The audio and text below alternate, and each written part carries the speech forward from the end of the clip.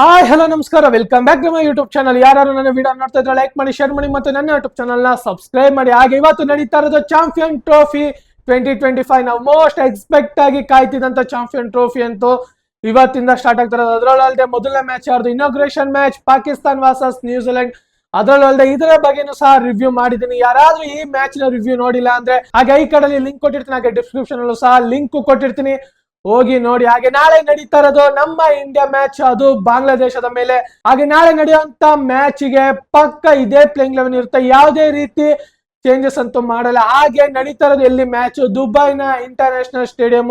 ಅದರಲ್ಲೂ ಅಲ್ಲದೆ ಇದು ಒಂದು ಸ್ವಲ್ಪ ಸ್ಪೀಡರ್ಸ್ ಗಳಿಗೆ ಹೆಲ್ಪ್ ಆಗುವಂತ ಕಂಡೀಷನ್. ಅದರಲ್ಲೂ ಅಲ್ಲದೆ ನೈಟ್ ಆಡೋ ಟೈಮಲ್ಲಿ ಡ್ಯೂಫೆಕ್ಟ್ ಜಾಸ್ತಿ ಬರೋ ಕಾರಣ ಎಲ್ಲರೂ ಈ ಫ್ಲಾಟ್ ವಿಕೆಟ್ ಅಲ್ಲಿ ಒಂದು ಸ್ವಲ್ಪ ಎಲ್ಲರೂ ಟಾಸ್ ನ ಗೆದ್ರೆ ಫೀಲ್ಡಿಂಗ್ ಗೆ ಆಯ್ಕೆ ಮಾಡ್ಕೋತಾರೆ. ಹಾಗೆ ಈ ದುಬೈ ಸ್ಟೇಡಿಯಂ ಅಲ್ಲಿ ಇಲ್ಲಿವರೆಗೂ 58 ಇಂಟರ್ನ್ಯಾಷನಲ್ ODI ಮ್ಯಾಚ್ ಗಳು ನಡೆದಿವೆ. ಅದರಲ್ಲೂ ಅಲ್ಲದೆ ಫಸ್ಟ್ ಇನ್ನಿಂಗ್ಸ್ ಬ್ಯಾಟಿಂಗ್ ಆಡಿರೋರು 22 ಸಲ ಗೆದ್ದಿದ್ರೆ, ಹಾಗೆ ಸೆಕೆಂಡ್ ಇನ್ನಿಂಗ್ಸ್ ಬ್ಯಾಟಿಂಗ್ ಆಡಿರೋರು 34 ಸಲ ಗೆದ್ದಿರೋದು.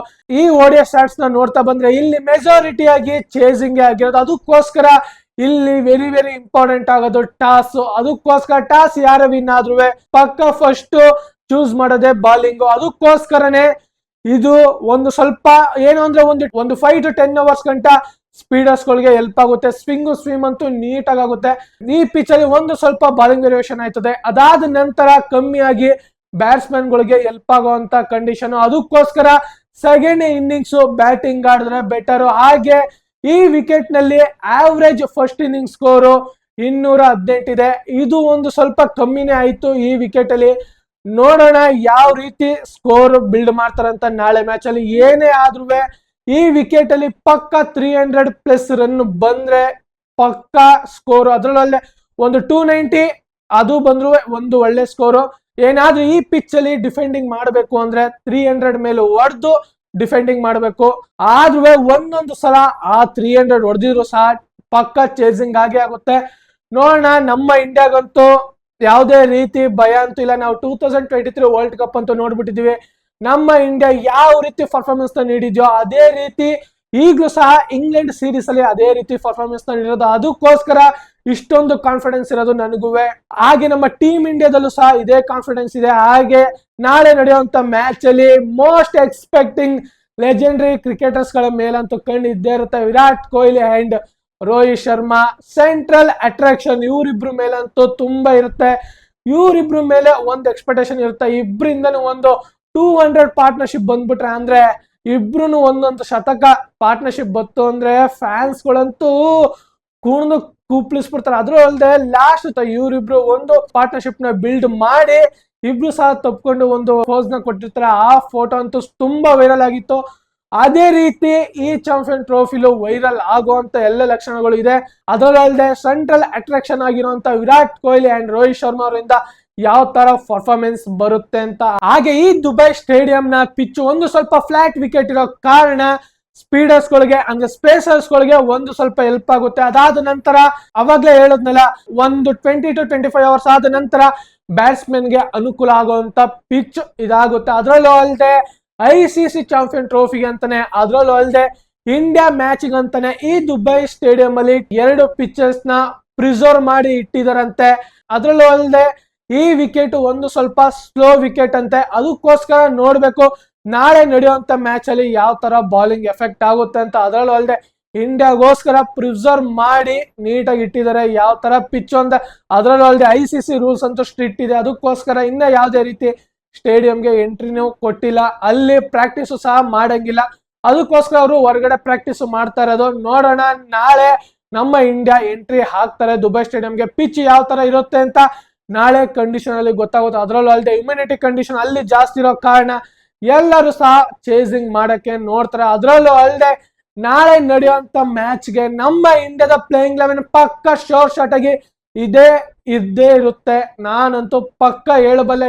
ಏನಕ್ಕಂದ್ರೆ 2023 ವರ್ಲ್ಡ್ ಕಪ್ ಅಲ್ಲಿ ಏನು ಪ್ಲೇಯಿಂಗ್ 11 ಇತ್ತೋ ಅದೇ ಪ್ಲೇಯಿಂಗ್ 11 ಇಂಗ್ಲೆಂಡ್ ODI ಸೀರೀಸ್ ಅಲ್ಲೂ ಇತ್ತು. ಆದ್ರೆ ಮೇಜರ್ ಆಗಿ 2 ಚೇಂಜಸ್ ಆಗಿತ್ತು. ಏನಕ್ಕಂದ್ರೆ ಜಸ್ಪ್ರೀತ್ ಬುಮ್ರಾ ಅವರು ರೋಲ್ಡ್ ಔಟ್ ಆಗಿತ್ತು, ಮತ್ತೆ ಅಶ್ವಿನ್ ಅವರು ರಿಟೈರ್ಮೆಂಟ್ ಕೊಟ್ಟಿರೋ ಕಾರಣ ಅವರಿಬ್ರು ಇಲ್ಲ. ಏನಾದ್ರೆ ಅವರಿಬ್ರು ಇದ್ರೆ ಪಕ್ಕ ಅವರೇ ಆಡ್ತಿದ್ರು ಪ್ಲೇಯಿಂಗ್ 11 ಅಲ್ಲಿ. ಆದ್ರೆ ಅವ್ರು ಇಲ್ದಿರೋ ಕಾರಣ ಕುಲ್ದೀಪ್ ಯಾದವ್ ಅವರು ಆ ಜಾಗನ ಆಡಿ ಆಡ್ತಾರೆ. 2023 ಕುಲ್ದೀಪ್ ಯಾದವ್ ಅವರು ಆಡಿದ್ದಾರೆ. ಹಾಗೆ ಇವಾಗ್ಲೂ ಸಹ ಮೇನ್ ಮೆಜಾರಿಟಿ ಆಗಿ ಪ್ರಿಫರೆನ್ಸ್ ಮಾಡೋದು ಅಂದ್ರೆ ಕುಲ್ದೀಪ್ ಯಾದವ್ ಅವ್ರಿಗೆನೆ ಸ್ಪಿನ್ನರ್. ಅದ್ರಲ್ಲೂ ಅಲ್ಲದೆ ವರುಣ್ ಚಕ್ರವರ್ತಿ ಅವರು ಇವಾಗ ರೀಸೆಂಟ್ ಆಗಿ ಡೆಬ್ಯೂ ಮಾಡಿರೋದು.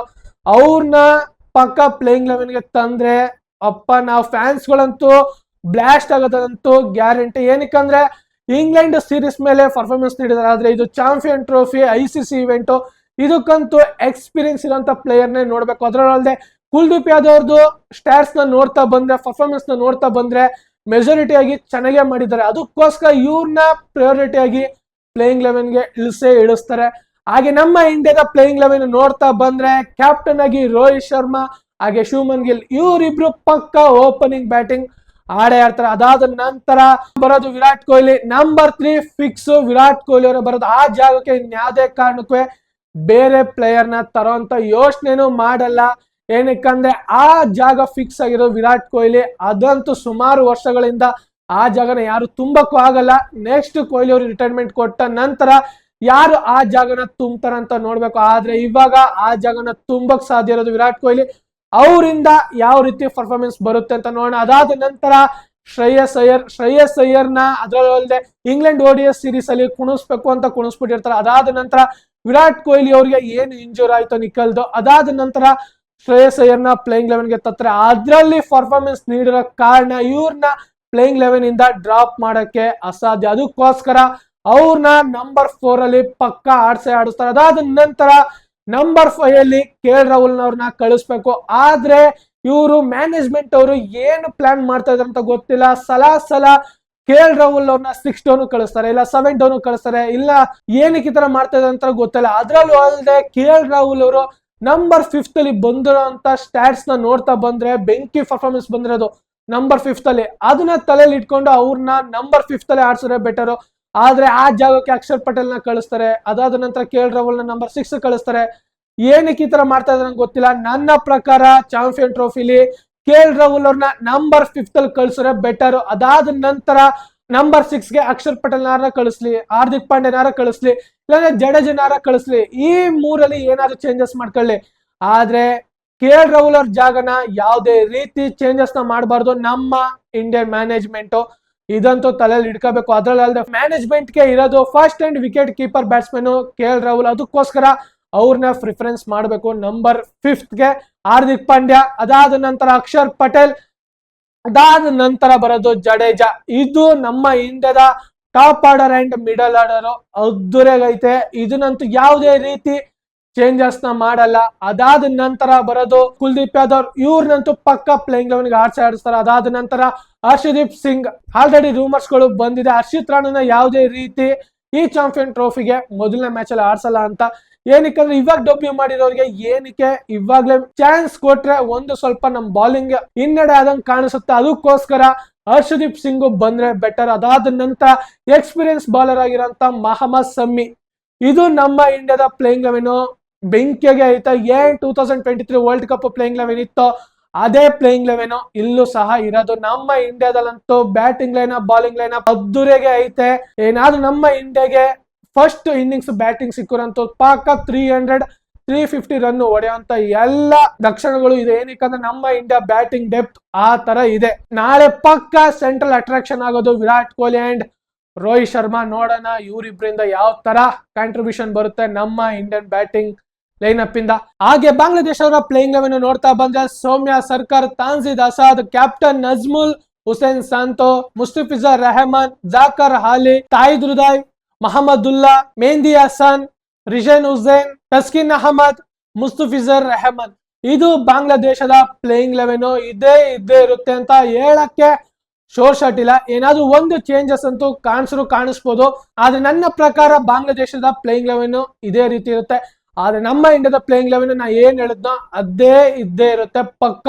ಆದ್ರೆ ಬಾಂಗ್ಲಾದೇಶದ್ದು ಏನ್ ಚೇಂಜಸ್ ಆದ್ರೂ ಆಗ್ಬೋದು. ಏನಾದ್ರೂ ಒಂದು ಮೇಜರ್ ಆಗಿ ಬಾಲಿಂಗ್ ಲೈನಪ್ ಅಲ್ಲಿ ಇನ್ನೂ ಒಬ್ರನ್ನ ತರ್ಬೋದು. ಹಾಗೆ ಮಿಡಲ್ ಆರ್ಡರ್ ಒಂದು ಸ್ವಲ್ಪ ಚೇಂಜಸ್ ಮಾಡ್ಬೋದು. ಹಾಗೆ ಬಾಂಗ್ಲಾದೇಶದಲ್ಲೂ ಸಹ batting lineup and bowling lineup ಅದ್ದೂರಾಗಿದೆ. ಅದರಲ್ಲೂ ಅಲ್ಲದೆ ತಸ್ಕಿನ್ ಅಹಮದ್ ಮತ್ತೆ ಮುಸ್ತಫಿಜರ್ ರೆಹಮಾನ್ ಇಬ್ರು ಪೇಸರ್ಸ್ ಅಟ್ಯಾಕ್ ಇಂದ ಅದ್ದೂರಿಯಾಗಿ ಸ್ಟಾರ್ಟ್ ಮಾಡ್ತಾರೆ. ಅದರಲ್ಲೂ ಅಲ್ಲದೆ Mustafizur Rahman in swing and out swing ಅದ್ದೂರಿಯಾಗಿ ಮಾಡ್ತಾರೆ. ಅದರಿಂದ ಇವ್ರಿಗೆ ದುಬೈಯಲ್ಲಿ ಒಂದು ಸ್ವಲ್ಪ ಕಂಡೀಷನ್ ಸ್ಟಾರ್ಟಿಂಗ್ 10 ಅವರ್ಸ್ ಇವ್ರಿಗೆ ಒಂದು ಸ್ವಲ್ಪ ಹೆಲ್ಪ್ ಆಗುವಂತ ಎಲ್ಲ ಸಾಧ್ಯತೆಗಳು ಇದೆ. ನೋಡೋಣ ಯಾವ ರೀತಿ ಪರ್ಫಾರ್ಮೆನ್ಸ್ ನ ನೀಡ್ತಾರೆ ಅಂತ. ಹಾಗೆ ಬಾಂಗ್ಲಾದೇಶದ ಪ್ಲೇಯಿಂಗ್ ಲೆವೆನ್ ಅದ್ದೂರಿಗೆ ಇದೆ. ನೋಡೋಣ ಯಾವ ತರ ಎರಡು ಟೀಮ್ಗಳು ಪರ್ಫಾರ್ಮೆನ್ಸ್ ನೀಡ್ತಾರೆ ಅಂತ. ಅದ್ರಲ್ಲದೆ ನಾಳೆ ಅಂತೂ ಫುಲ್ ಕ್ಯೂರಿಯಾಸಿಟಿಯಿಂದ ಇದೀನಿ.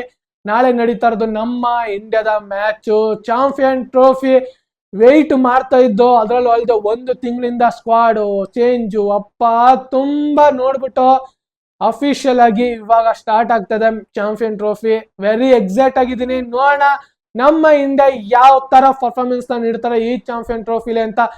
2023 ವರ್ಲ್ಡ್ ಕಪ್ ಅಲ್ಲಿ ಹೆಂಗೆ ಫೈನಲ್ ಗಂಟ ಬಂದು ಸೋತ್ರೋ, ಆದ್ರೆ ಇಲ್ಲಿ ಆ ತರ ಆಗದ್ ಬೇಡ. ನೀಟಾಗಿ ಹೊಡ್ಕ ಬಂದು ಕಪ್ ನ ತಕ ಬಂದ್ರೆ ಫ್ಯಾನ್ಸ್ ಗಳಂತೂ ದಿಲ್ ಖುಷ್ ಆಗಿ ಹೋಗ್ತೀವಿ. ಏನಾದ್ರು ಚಾಂಪಿಯನ್ ಟ್ರೋಫಿಲಿ ಏನಾದ್ರು ನಮ್ಮ ಇಂಡಿಯಾ ಕಪ್ ನ ಗೆದ್ಬಿಟ್ಟು ಅದಾದ ನಂತರ ರೋಹಿತ್ ಶರ್ಮಾ ಅಂಡ್ ವಿರಾಟ್ ಕೊಹ್ಲಿ ಏನಾದ್ರು ಬೇಜಾರಾಗುವಂತ ವಿಷಯ ಕೊಟ್ಬಿಟ್ರೆ ಫ್ಯಾನ್ಸ್ ಗಳಿಗೆ ಕಪ್ಗಿಂತ ಇವ್ರಿಬ್ರು ರಿಟೈರ್ಮೆಂಟ್ ಕೊಟ್ರಲ್ಲ ಅನ್ನೋದೇ ಒಂದು ಬೇಜಾರಾಗ್ಬಿಡ್ತದೆ. ಆ ರೀತಿ ಆಗೋದಂತೂ ಬೇಡ. ಇವರು 2027 ವರ್ಲ್ಡ್ ಕಪ್ ನ ಆಡ್ಬೇಕು ಅಂತ ನಮ್ಮ ಆಶಯ. ನೋಡೋಣ ಏನಾಗುತ್ತೆ ಅಂತ ಮುಂದೆ. ಹಾಗೆ ಇದೇ ತರ ಮುಂದಿನ ವಿಡಿಯೋದಲ್ಲಿ ಸಿಗೋಣ. ಜೈ ಹಿಂದ್, ಜೈ ಕರ್ನಾಟಕ, ಮತ್ತೆ ವಂದನೆಗಳು.